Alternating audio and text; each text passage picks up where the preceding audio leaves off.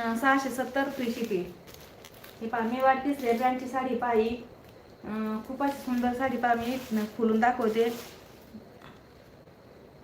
विवेक दादाच्या नावाची आडी पहा. ताई तुम्ही नक्कीच एक चॅनल सबस्क्राईब करा आपल्या.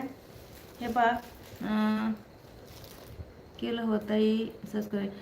थँक्यू ताई, थँक्यू. सबस्क्राईब करा, परत लाईक करत चला मैत्रिणी.